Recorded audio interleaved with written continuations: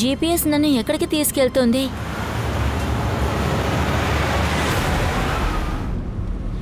Go straight for 3 hours and you will reach your destination. అరే, అరగంట ముందు కూడా ఈ లొకేషనే చూపించింది.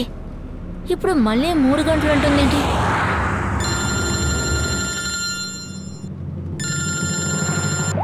Hello. Hi sweetie. Hi. Just ఇప్పుడే అనుకున్నాను 2 అవర్స్ నుంచి ఎందుకు కాల్ చేయలేదు? అరే, రెచ్చగొడుతున్నావా? అదే లేదు. నేను నా క్యూట్ సోనీని ఎలా టీజ్ చేయగలను? ఇప్పుడు నువ్వు సోను అన్నావుగా, నా మనసులో బటర్ఫ్లైలు పరిగెడుతున్నాయి. నీ మనసులో ఏమేం జరుగుతోంది? Something something. సార్, ఇది నా స్పై. తన దగ్గర నుంచి ఇన్ఫర్మేషన్ లాక్కుంటున్నాను. ఏంటి, మీ ఫ్రెండా? నేను కూడా చూస్తాను. ఓహో, స్నేహల్, పంకజ్, ఒక విషయం చెప్పు. ఇందులో ఏం ప్రత్యేకత ఉందని నువ్వు నాకు చెప్పడం లేదు. అయ్యో sir, please sir, please sir, చెప్పేది వినండి. మ్యాట్రిమోనీలోనే దొరికింది నాకు. ఇప్పుడు బాగా ఫ్రెండ్స్ అయిపోయా. అవును సార్. హలో. అదంతా ఏం లేదు, ఊరికే మా కొలీగ్. అది ఏం లేదు సార్.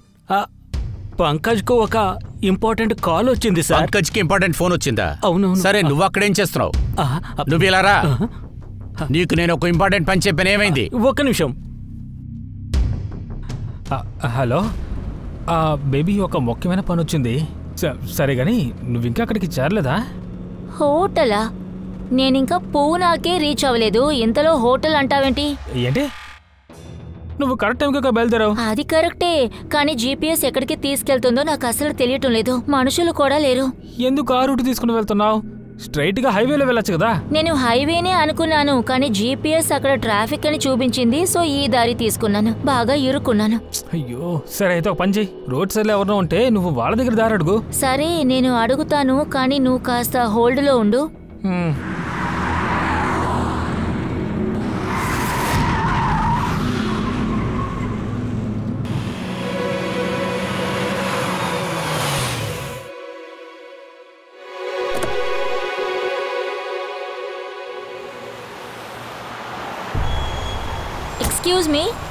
Excuse me.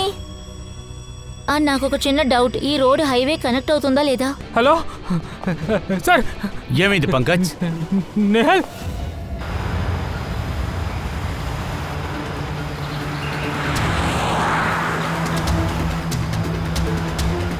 సార్ అదిగోండి సార్, అదే స్నేహల్ బండి.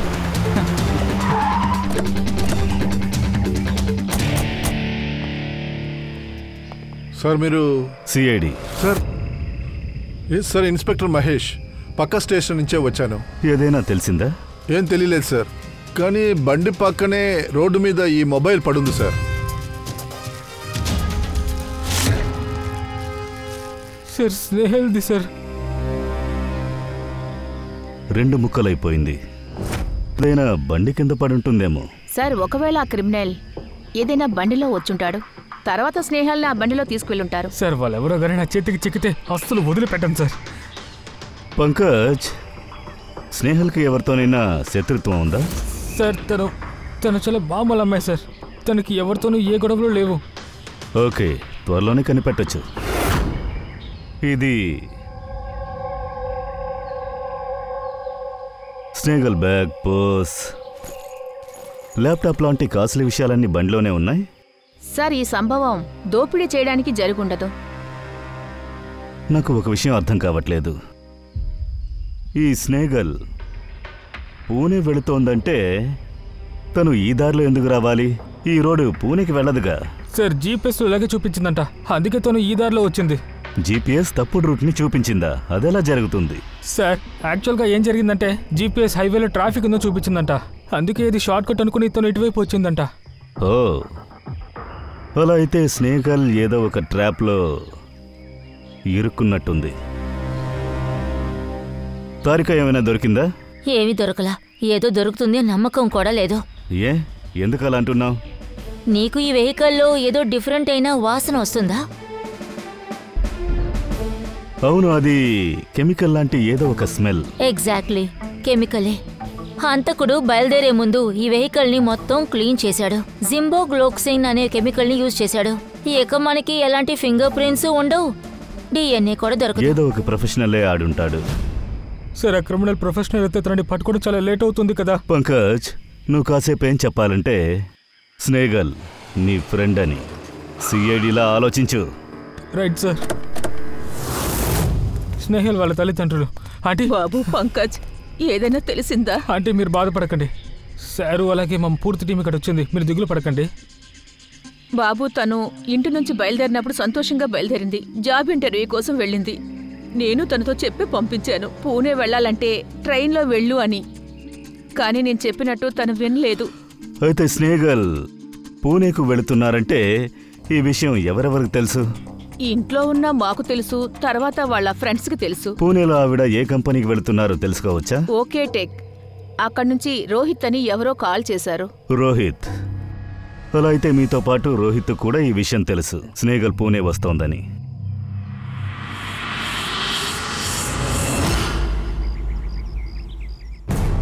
ఏదైనా ఇన్ఫర్మేషన్ దొరికిందా సార్? దొరికితే బాగుంటుంది. హలో సార్, నేనే రోహిత్ని, ఈ కంపెనీలో HR మేనేజర్ని. రోహిత్ సార్, స్నేగల్ అనే ఒక అమ్మాయి కంపెనీకి ఎంట్రీకి వస్తున్నట్టు చెప్పింది కదా, జాబ్ కోసం. జాబ్ ఇంటర్వ్యూ కోసమా? లేదే. కాదంటే ఏంటి అర్థం? ఈమెయిల్లో మీ కంపెనీ పేరే ఉంది, చూడండి. అసలు ఇది నా కంపెనీ ఈమెయిల్ అడ్రస్సే కాదు సార్. ఎవరో డమ్మీ మెయిల్ ఐడి ఇచ్చి మోసం చేశారు సార్. లేదా ఇప్పుడు నువ్వు మమ్మల్ని మోసం చేయాలని చూస్తున్నావా? సార్ ఇలా చూడండి, ఇది నా కార్డ్. ఇందులో కంపెనీ మెయిల్ ఐడి చాలా క్లియర్గా ఉంది సార్. ఒకవేళ మీకు కావాలంటే నా కంపెనీ బాస్ని కూడా చూపిస్తాను సార్. ప్రస్తుతం మా కంపెనీలో అన్ని పొజిషన్స్ ఫుల్గానే ఉన్నాయి సార్. ఇక్కడ ఎలాంటి వేకెన్సీ లేదు సార్. సార్ అలా అయితే ఈ ఈమెయిల్ కూడా ఆ దుర్మార్గులే పంపించుంటారు. పెద్ద లెవెల్లో ప్లాన్ చేశారు. వాళ్ళు చాలా వివరంగా స్నేహల్ గురించి అన్ని విషయాలు తెలుసుకున్నారు. పంకజ్, నువ్వు బాగా ఆలోచించి సమాధానం చెప్పు.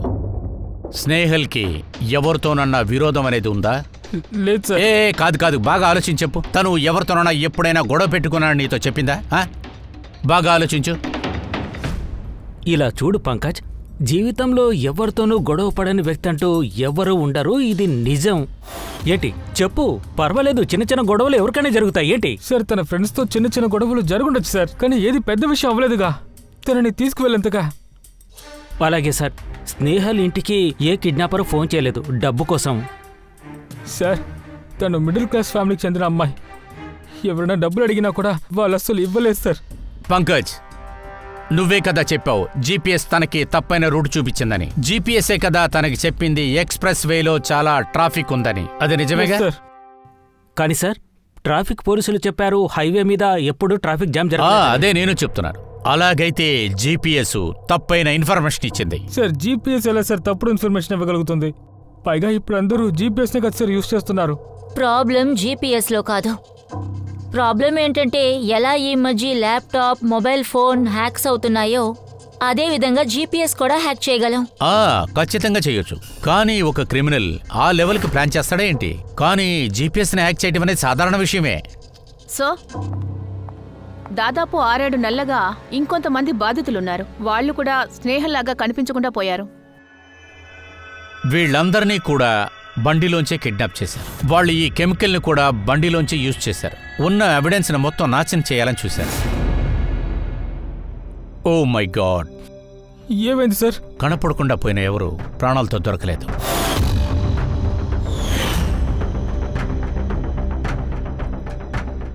పంకజ్, నువ్వు అనవసరంగా బాధపడద్దు, అర్థమైందా? ఎలాగైనా స్నేహల్ని కనిపెట్టి తెస్తాం. తనకి ఏమీ జరగదు. ఇప్పటి వరకు కనిపించకుండా పోయిన వాళ్ళందరినీ ఒకే మెథడ్లోనే కిడ్నాప్ చేశారు. ముందు వాళ్ళకి ఉద్యోగం, ఫ్రీ గిఫ్ట్ని ఆశ చూపించి ఆ తర్వాత వాళ్ళ GPSని ట్రాక్ చేసి వాళ్ళని కార్లో కిడ్నాప్ చేశారు. ఆ తర్వాత వాళ్ళ కెమికల్ వేశారు, ఎందుకంటే ఎవరికి ఎవిడెన్స్ దొరకకూడదు. ఈ విషయాలన్నీ మాకు తెలుసు. కొత్తగా ఏదైనా ఎవిడెన్స్ ఉందా? అటువంటిది ఏదైనా ఉంటేనే హంతకుల్ని మేము పట్టుకోగలం కదా. సార్, కిందటి నెల కూడా ఇలాంటి ఒక ఎవిడెన్స్ మాకు దొరికింది.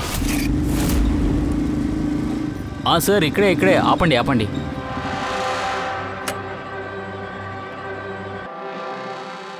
ఎక్కడుంది? అదిగో అక్కడ చెట్టు కింద సార్.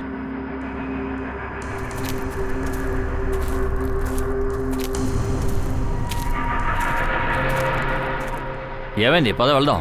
లేదు సార్, మీరు వెళ్ళండి. నువ్వు ఎందుకు భయపడుతున్నావు? నేను ఉన్నాను కదా, పద. సార్ నాకు చాలా భయంగా ఉంది. సరే, ఆ చోటు ఎక్కడుంది? అదిగో అక్కడే సార్, ఆ చెట్టు కింద. ఇవ్వు, దాన్ని నాకు ఇవ్వు.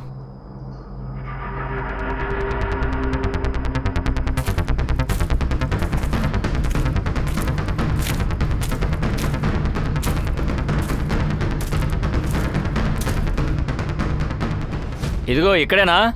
అవును sir.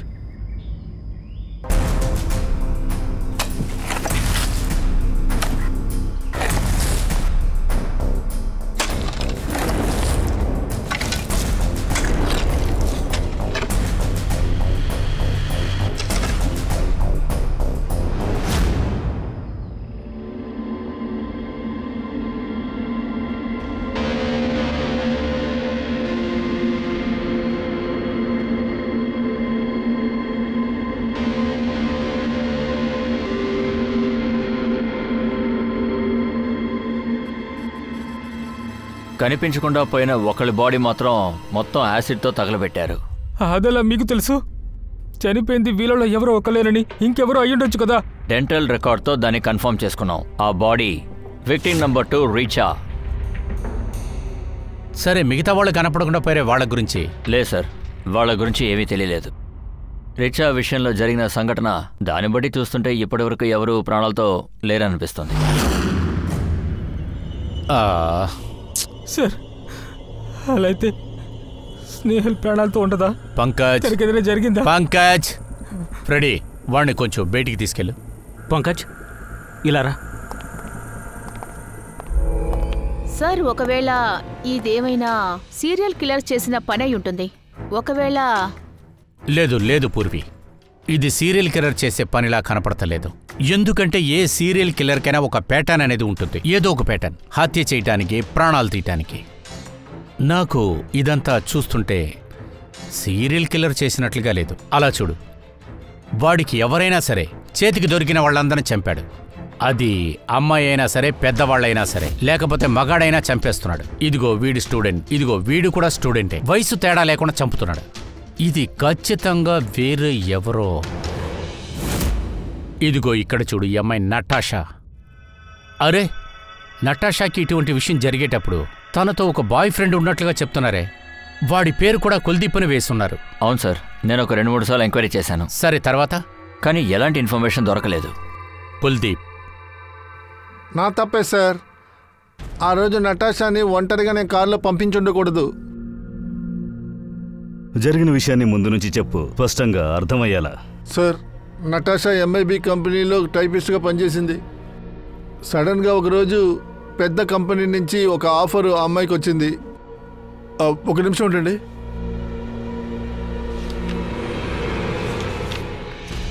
Sir,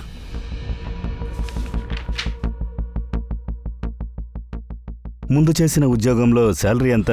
sir, 20,000 sir.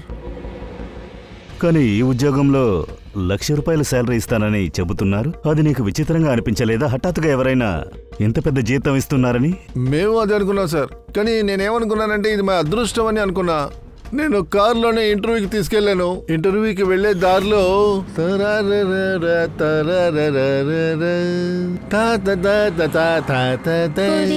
Kuldeep, నేను ఎన్నిసార్లు నీతో చెప్పాను ఇలాంటి సాంగ్స్ పాడకని.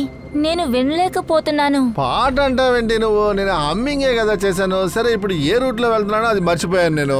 నువ్వు GPS ని ఫాలో అవ్వు, నువ్వు ఇంకేం ట్రై చేయొద్దు. ఏంటిది? మనం తప్పుడు రూట్లోనే వెళ్తున్నావులా ఉంది. సరే, ఓ పని చేద్దాం, మనం యూటర్న్ చేసి తెలిసిన రూట్లోనే వెళ్ళిపోదాం. ఓ మై గాడ్, ఏమైంది ఇప్పుడు? బండి పంచర్ అయిపోయినట్టుకుంది.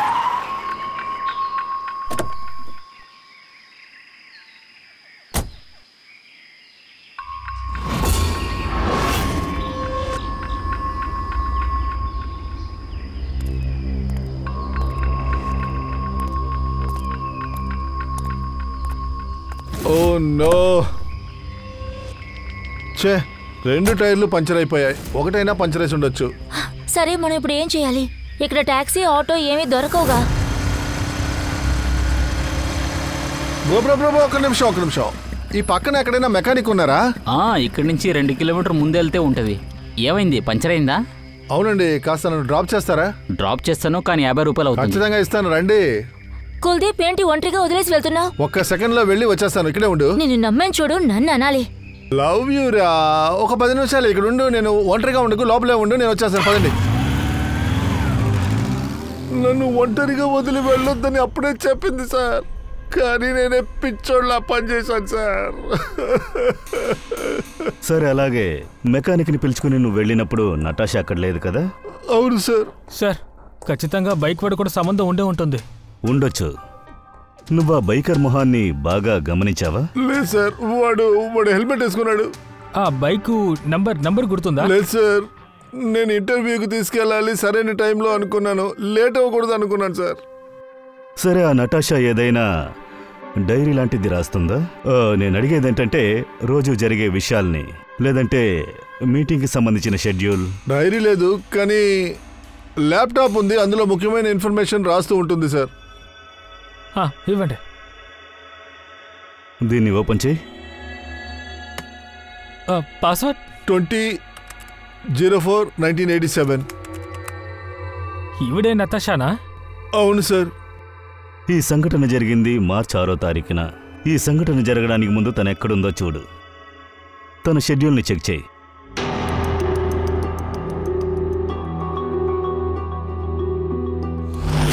సార్, మార్చి 3వ తేదీన జేడీ ల్యాబ్కి వెళ్ళింది బ్లడ్ టెస్ట్ కోసం.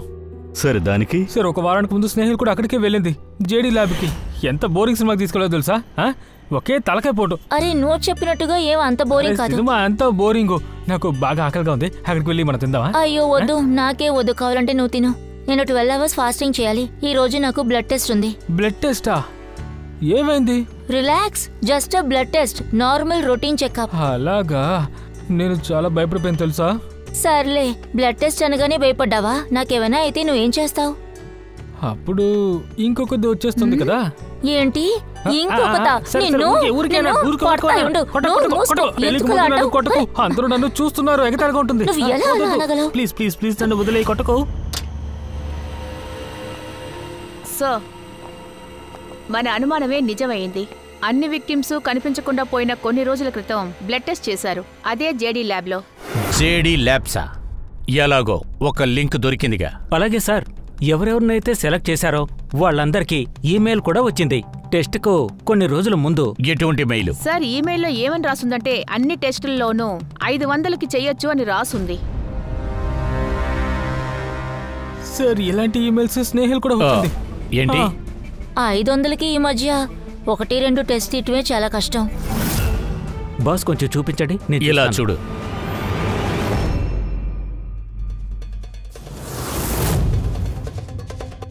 ఏంటి ఇంత పెద్ద లిస్ట్ ఉంది? అందరి టెస్ట్ తీయాలా ఏంటి? ఇవి చేయడానికి 5,000 సరిపోవు, కనీసం అంటే 15-20 వేలు అవుతుంది. నువ్వేమంటున్నావు? అవును. అలాగైతే ఇది పెద్ద ప్రాబ్లమే సోలంకి. దీనికి ఒకే ఒక కారణమే ఉంది, టెస్ట్ చేయటమే. తర్వాత జనాలని సెలెక్ట్ చేయటం, బాగా ఆరోగ్యమైన వాళ్ళని సెలెక్ట్ చేసి తర్వాత వాళ్ళని కిడ్నాప్ చేసి చంపేస్తున్నారు.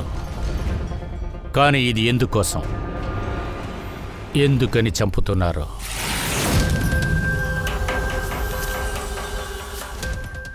సార్, మీరు తప్పుగా తెలుసుకుని ఏదో చెప్తున్నారు సార్. 500లో ఈ రిపోర్ట్స్ అంతా చేయడానికి కుదరదు సార్.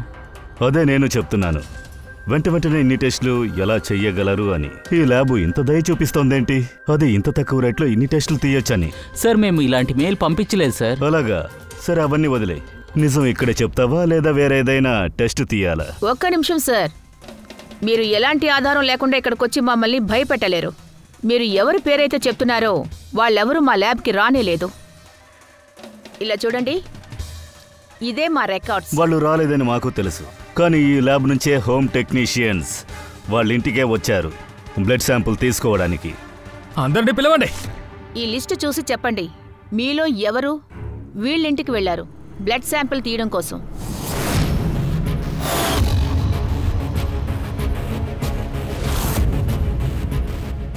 నేను వెళ్ళలేదు సార్. నేను వెళ్ళలేదు సార్. ఎవరు వెళ్ళలేదా? మరి బ్లడ్ శాంపిల్స్ వాటికవే ఎగురుకుంటూ ఇక్కడికి వచ్చాయా ఏంటి? ఈ రహస్యాలు మాట్లాడుకోవడం ఆపండి. ఏదైనా ఓపెన్ గా చెప్పండి, లేకపోతే సిఐడి ఆఫీస్కి రావాల్సి ఉంటుంది. సార్ యాక్చువల్లీ మీరు కరెక్ట్ గానే చెప్పారు. మేమేమి విక్టిమ్ ఇంటికి వెళ్ళలేదు, వాళ్లే ఇక్కడికి వచ్చారు టెస్ట్ చేయించుకోవడానికి. కానీ ఆ రోజు కాదు, మీరు చెప్పే రోజు వాళ్ళు రాలేదు. ఇదిగో చూడండి, వాళ్ళు కొన్ని నెలల క్రితం వచ్చారు బ్లడ్ టెస్ట్ చేయించుకోవడానికి. మిగతా రిపోర్ట్స్ కోసం కాదు. సగం నిజం మీరు చెప్పేశారు, మిగతా నిజం కూడా చెప్పేయండి. మీరందరూ కలిసి వాళ్ళని ఏం చేశారు? నేను చెప్తున్నాను కదా ఏది చేయలేదని. ఎవరో ఖచ్చితంగా మా పేరులో డమ్మీ మెయిల్ని పంపించారు సార్. అయితే ఆ డమ్మీ ఈమెయిల్ పంపే వాళ్ళకి ఈ విషయం ఎలా తెలుసు? ఎవరెవరు ల్యాబ్కి వస్తున్నారు, బ్లడ్ టెస్ట్ తీస్తున్నారన్న విషయం వాళ్ళకి ఎలా తెలుసు? ఆ గుంపులో ఉన్న వాళ్ళు ఈ ల్యాబ్లో ఎవరో ఒకరున్నారు. అన్ని డీటెయిల్స్ వాళ్లే ఇచ్చారు. ఎవరది? సరే, ఒక విషయాన్ని చెప్పండి. ఎంతమంది కనిపించకుండా పోయారు?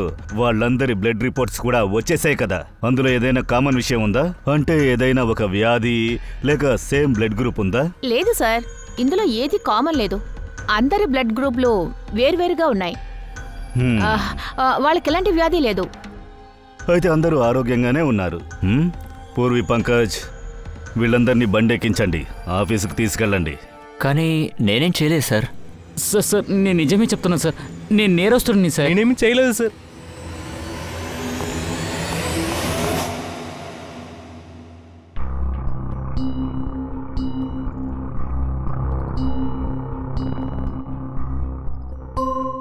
లేదు సార్, బ్లడ్ శాంపిల్ తీయటానికి అసలు ఇక్కడికి ఎవరు రాలేదు. బాగా చెక్ చేశారా? నీకు బాగా తెలుసా? వీళ్ళలో ఎవరూ రాలేదా? లేదు సార్, ఆ వ్యక్తి క్యాప్ వేసుకున్నాడు సార్. సార్ జేడీ ల్యాబ్ నుంచి మిగతా ఎంప్లాయీస్ లిస్ట్ తీసుకొచ్చాను. వాళ్ళ మీదే నాకు సందేహంగా ఉంది. అలాగా? ఎవరు? ఒకరు ఇద్దరు కా సార్, నలుగురున్నారు. వాళ్ళ మీద ఎన్నో అనుమానాలున్నాయి. అలాగా? సార్ ముందుగా సంతోష్, ఆయన భార్య 8 నెలలు హాస్పిటల్లో ఉంది. తను ట్రీట్మెంట్ చేయించుకోవడానికి డబ్బు లేదు. తెలీదు తనకి ఎక్కడి నుంచి లాటరీ కొట్టిందా అని. తను చాలా డబ్బు ఖర్చు పెట్టి తన భార్యకి ట్రీట్మెంట్ చేయించుకున్నాడు. ఓహో. సార్, ఇక రెండో వ్యక్తి జతిన్. 8 నెలల ముందుగా అతనికి ఏడి ల్యాబ్లో ఉద్యోగం వచ్చింది. 7 నెలల ముందు నుంచి ఈ అటాక్స్ అన్ని జరుగుతున్నాయి. విషయం ఏంటంటే ఉద్యోగంలో చేరిన వెంటనే అటాక్స్ అని చేయడం మొదలుపెట్టాడు. మిగతా ఉన్న ఇద్దరు? సార్ జితేష్ ఇంకా మాలిని. వాళ్ళ శాలరీ 18 ఇంకా 20. కానీ అప్పుడు కూడా 6 నెలల క్రితం వాళ్ళు 2 ఫారెన్ ట్రిప్స్ వెళ్లారు. అలాగైతే సంతోష్, జితిన్, సిద్దిష్ అండ్ మాలిని.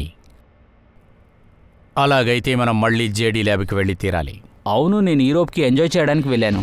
అయినా ఆ డబ్బంతా పొరపాటుగా రాలేదు సార్. నా చిన్ననాన్న నా కోసం 25 లక్షల ఆస్తి రాసిచ్చారు సార్.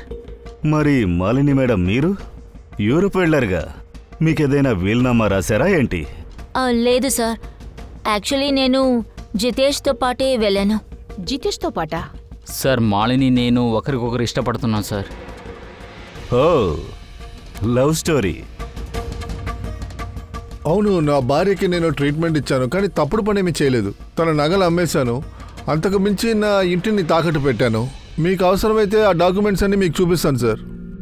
అవును సార్, సంతోష్ పొద్దునుంచి రాత్రి దాకా ఆఫీస్లోనే ఉంటాడు. అందుకే వీడు బ్లడ్ శాంపిల్ని తీసుకోలేడు సార్. మరి జతిన్? జతిన్ ఎప్పుడో ఒకసారి ఆఫీస్కి వస్తాడు. ముఖ్యంగా వర్క్ ఉంటే మాత్రమే వస్తాడు. అలాగా? అయితే మనం వెతికే వ్యక్తి అతనే అయి ఉండొచ్చు. ఆ జతిన్ ఇప్పుడు ఎక్కడుంటాడు?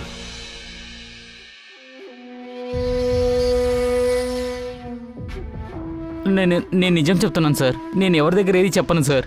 ఏమీ చెప్పను సార్. ఇలాంటి మాటలని సినిమాలో వినటానికి బాగుంటాయి, అర్థమైందా? నువ్వు చేసిన దానికి రూల్స్ అండ్ రెగ్యులేషన్స్ తెలుసు కదా? ఖచ్చితంగా సార్, నేను ఈ ఊరు వదిలేసి వెళ్ళిపోతాను. వాళ్ళు నన్ను వెతకడానికి అస్సలు కుదరదు సార్. జతిన్, నీ టైంని మా టైంని వేస్ట్ చేయకు. ఎప్పుడు ఎవరి కళ్ళు ముయ్యాలో అది ముయ్యక తప్పదు, అర్థమైందా?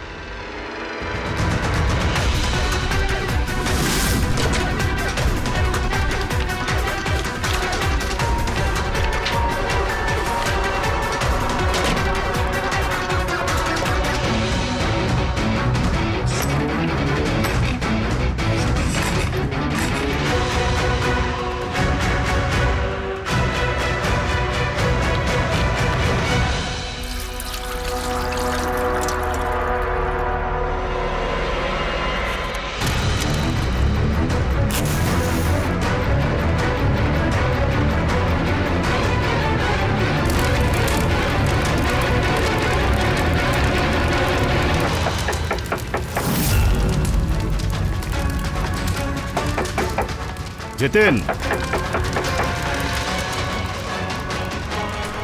సార్ పొగొస్తుంది సార్, మొత్తం పొగుంది సార్. జతిన్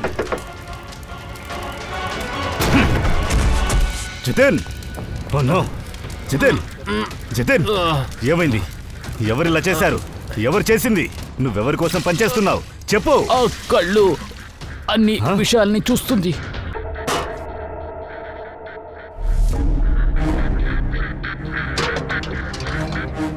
జతిన్ జతిన్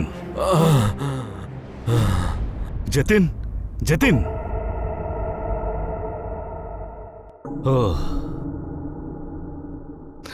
ఆ కళ్ళతో అన్ని చూడగలరా?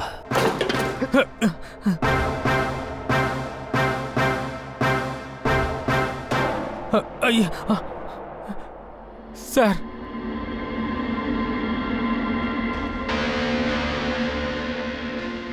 బహుశా మనకి దీంట్లో నుంచి ఏదైనా దొరికే అవకాశం ఉంది కదా సార్.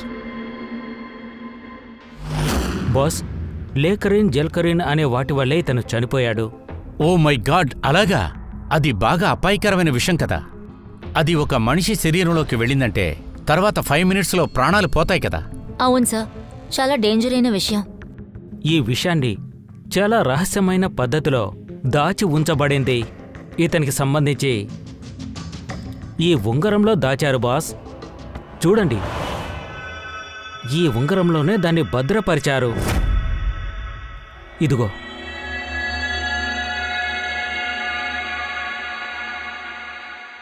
ఇదే, ఇది కనిపిస్తోంది కదా, ఈ చిన్న పిన్.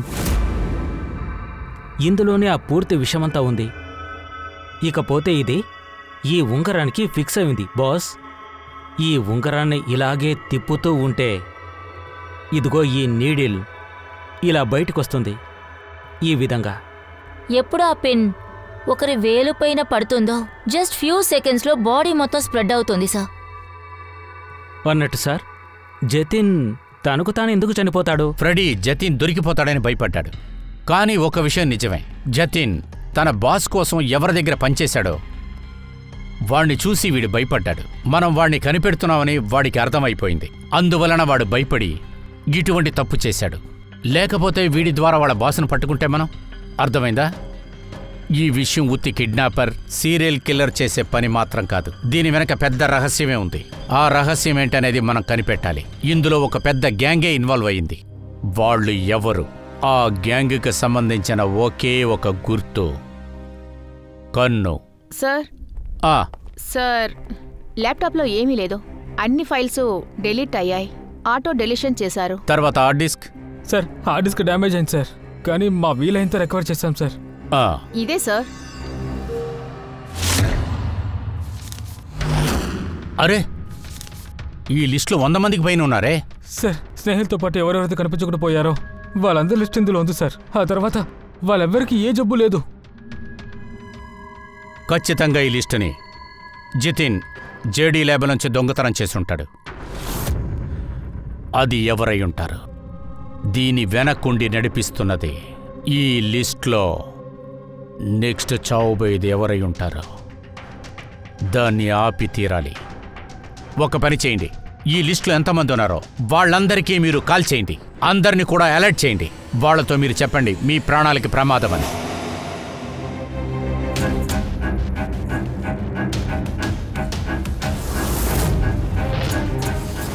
ఏంటి?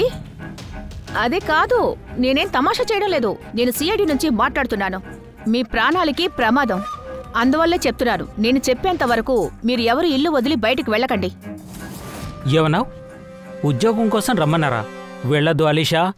కానీ నేనిప్పుడు బయలుదేరాలి. వద్దు, ఇప్పుడు ఇంటి నుంచి బయటికి వెళ్ళొద్దు.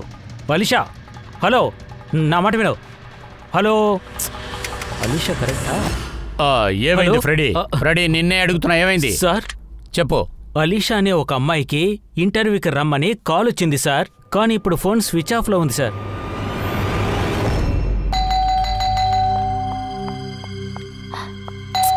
ఓహో, ఈ టైంలో ఎవరు వచ్చి ఉంటారు? మలేషా? అవును, మీరెవరు? సిఐడి. ఓ మై గాడ్, అంటే నాకు దొరికిన మోడలింగ్ ఆర్డర్ అంతా అబద్ధమా? వాళ్ళు నన్ను కిడ్నాప్ చేయబోతున్నారా? కానీ ఇప్పుడు భయపడాల్సిన పని లేదు. అలిషా ఇంటర్వ్యూకి వెళతారు, ఆవిడికి ఏమీ కాదు. లేదు సార్, నేను ఇంటర్వ్యూకి అని వెళ్ళను సార్. సార్ నాకు చాలా భయంగా ఉంది. నువ్వు వెళ్ళట్లేదు, ఇంకొకరు వెళతారు. అలిషా అనే పేరులో వెళతాడు.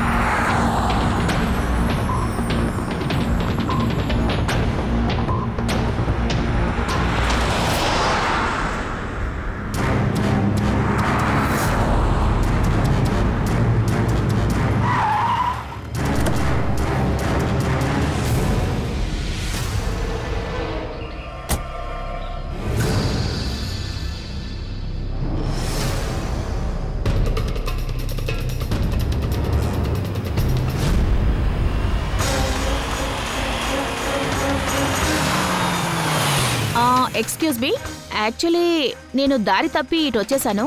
నా జీపీఎస్ లో ఏదో ప్రాబ్లం అనుకుంటాను. మీరు నాకు కాస్త హెల్ప్ చేస్తారా? మీరు ఎక్కడికి వెళ్ళాలి మేడం? అదిగో అక్కడే, నేను చెప్తాను.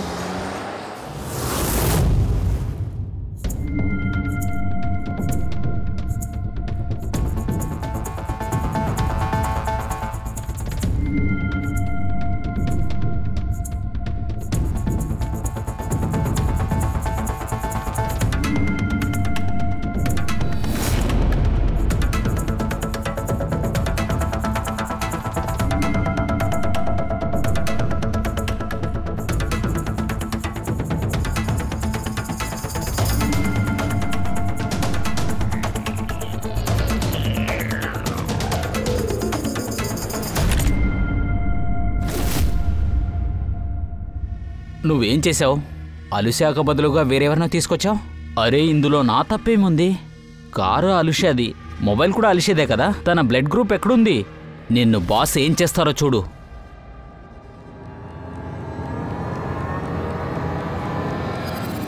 Hello beautiful. హలో బ్యూటిఫుల్,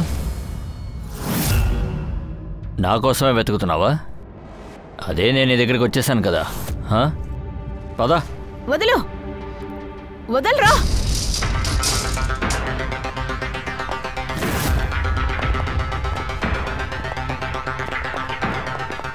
తప్పించుకుందామని చూస్తున్నావా? Beauty with brain.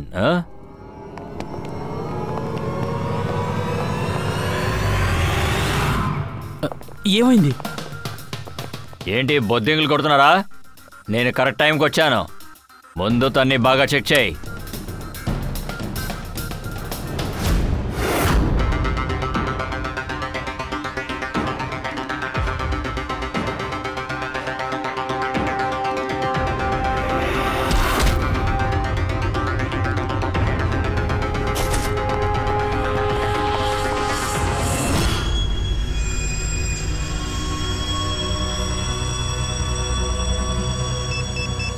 బాస్, షోలో ఏముంది? నువ్వే చూడు.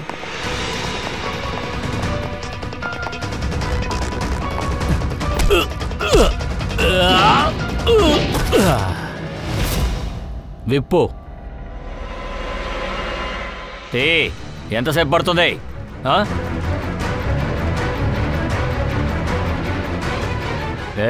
ఏమైంది బాస్? Tracking device.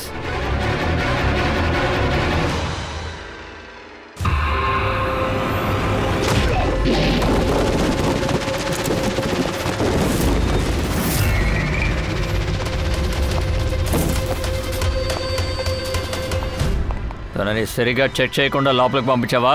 ఏ హీరోయిన్, అసలు నువ్వెవరో? నీ చావురా. అలాగా? సిఐడి. త్వరగా పడిపోండి.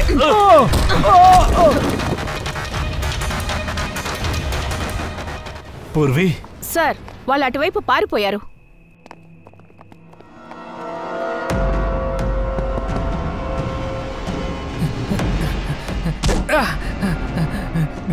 స్నేహల్ రండి రండి. ఎవరైనా ఉన్నారా? బయటికి రండి, త్వరగా బయటికి రండి. రండి, త్వరగా బయటికి రండి, త్వరగా రండి. ఇటువైపు వెళ్ళండి, జాగ్రత్తగా వెళ్ళండి.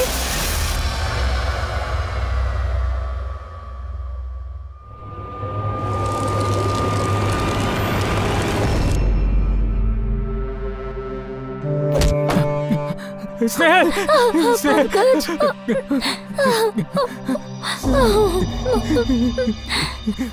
ఇక్కడే చచ్చిపోతానేమో, నాకు భయం వేసింది. నువ్వు ఎక్కడున్నా సరే నిన్ను వెతుక్కుంటూ నేను వచ్చేస్తానుగా. నన్ను నువ్వు అంతగా ప్రేమిస్తున్నావా? నిన్ను ఎంత ప్రేమిస్తున్నా తెలిసే పిచ్చిదానా నిన్ను. సరే పద, వెళ్దాం, త్వరగా రా. అంత తేలిగ్గా నిన్ను చావడానికి వదిలిపెట్టండ్రా.